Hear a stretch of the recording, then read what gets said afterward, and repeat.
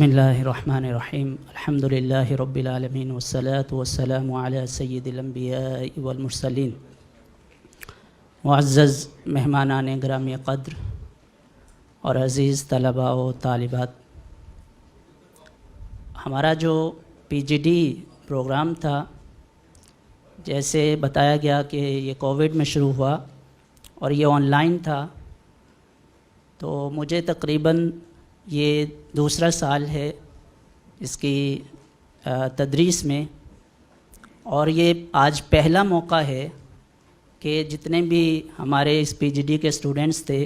Physically آج ان سب کو دیکھنے کا موقع مل رہا ہے، اور میں نہایت خوشی اور مسرت محسوس کر رہا ہوں.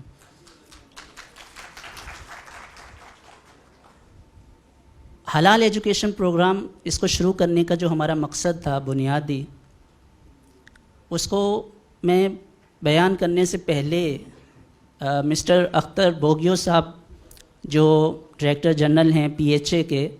اسلام آباد میں انہوں نے کانفرنس کا انعقاد کیا تھا. اس میں جو اس وقت کے وزیر سائنس اینڈ ٹیکنالوجی تھے شبلی فراز صاحب، تو جب ان سے سوال کیا گیا صحافیوں کی طرف سے کہ یہ بہت بڑی انڈسٹری ہے حلال کی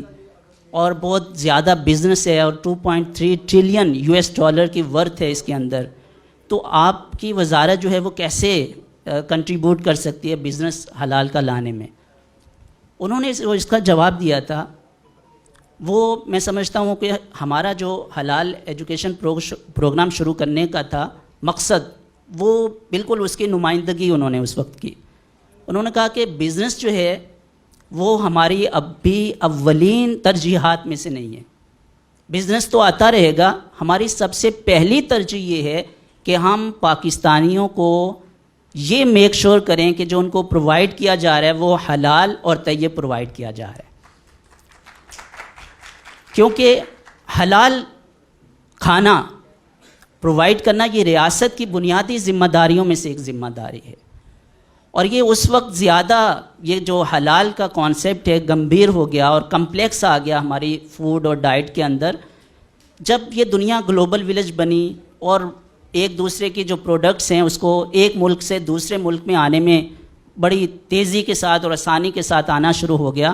اور خاص طور پر پاکستان میں جہاں پہ 70% فوڈ انگریڈینٹس ہم باہر سے امپورٹ کرتے ہیں پاکستان کے اندر،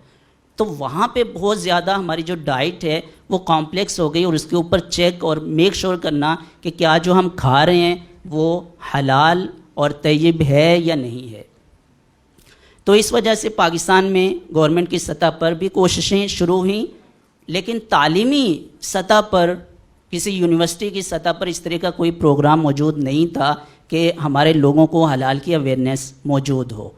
اچھا، یہ بھی ایک چیز ہوتی ہے کہ چونکہ پاکستان کے اندر ہے، اسلامک کنٹری ہے، تو اس کے اندر حلال حرام کے بارے میں تو سب لوگوں کو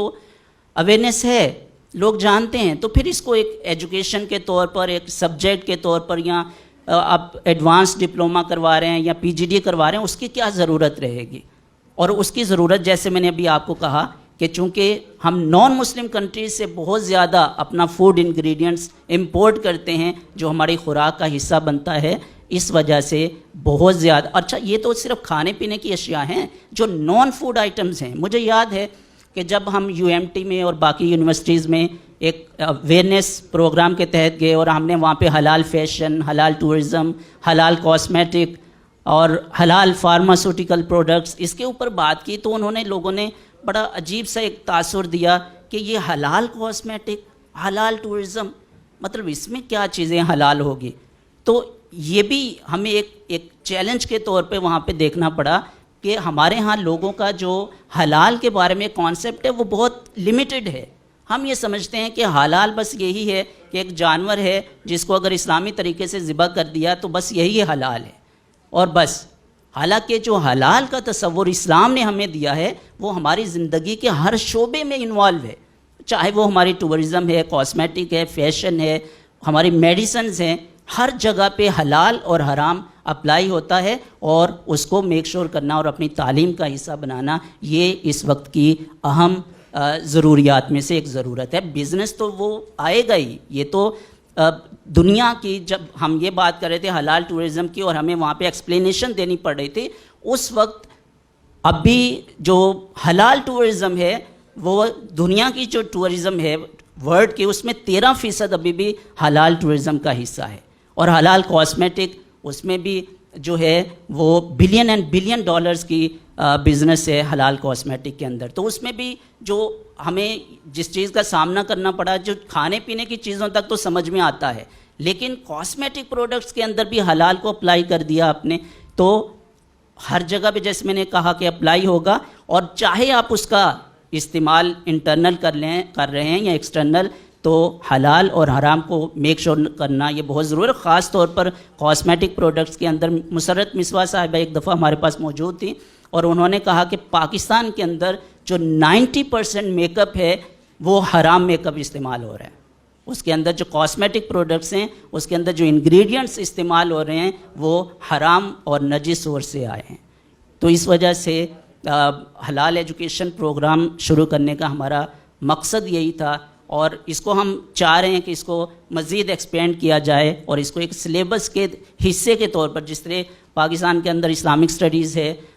لازمی سبجیکٹ کے طور پر پڑھایا جاتا ہے، عرب دنیا کے اندر جو ایتھکس ہیں اخلاقیات اس کو ایک لازمی سبجیکٹ کے طور پہ پڑھایا جاتا ہے. تو ہماری کوشش یہی ہے کہ آنے والے دنوں میں اس کو یونیورسٹیز کے اندر حلال کے سبجیکٹ کو ایک باقاعدہ لازمی سبجیکٹ کے طور پہ پڑھایا جائے، کیونکہ یہ ایسا ایک سبجیکٹ ہے جس کا ڈائریکٹ تعلق ہماری زندگی کے ساتھ ہے، اور ڈیلی لائف میں ہم جتنی بھی چیزیں استعمال کر رہے ہوتے ہیں وہ حلال اور حرام کے ساتھ ڈائریکٹ وہ انوالو ہوتی ہیں. تو آپ سب لوگوں کا بہت شکریہ، آپ لوگ یہاں پہ تشریف لائے. امید ہے انشاءاللہ ہم اس پروگرام کو اسی طرح کامیابی کے ساتھ لے کے چلتے رہیں گے. میں آخر پہ ایک چیز ضرور یہاں پہ بیان کرنا چاہوں گا. ہمارے ایک اسٹوڈنٹ ہیں مسٹر عابد ملک صاحب، کلاس کے سی آر بھی رہے، آپ سب لوگ اچھی طرح سے جانتے ہیں. اویئرنیس کے حوالے سے ہم بات کر رہے ہیں، تو یہ بتا رہے تھے کہ جب کلاس ہو رہی ہوتی ہے آپ کی، چونکہ آن لائن ہے تو مائک اور وہ پکچر آن ہوتی ہے، تو ہمارے بچے بھی جو ہیں وہ اس کو کلاس کو دیکھ رہے ہوتے ہیں اور سن رہے ہوتے ہیں. تو کہتے ہیں ہم جب بھی شاپنگ سینٹر جاتے ہیں چیزیں خریدنے کے لیے، تو جب ہم چیزیں اٹھا کے اس میں ٹرالی میں رکھ رہے ہوتے ہیں تو ہمارے بچے کہتے ہیں کہ پاپا یہ دیکھ لیں یہ حلال ہے یا نہیں ہے. تو اس طرح کی اویئرنیس جب ہم اس سطح کی لے کے آئیں گے تو میرا خیال ہے کہ اس وقت ہم کامیاب ہو جائیں گے، کیونکہ ہماری کامیابی دنیا کی اور آخرت کی اسی کے اندر ہے کہ اللہ رسول کی مقرر کردہ جو حلال اور حرام ہے اس کو ہم میک شور کریں اور اسی کے مطابق اپنی زندگی کو گزاریں. والسلام علیکم ورحمۃ اللہ.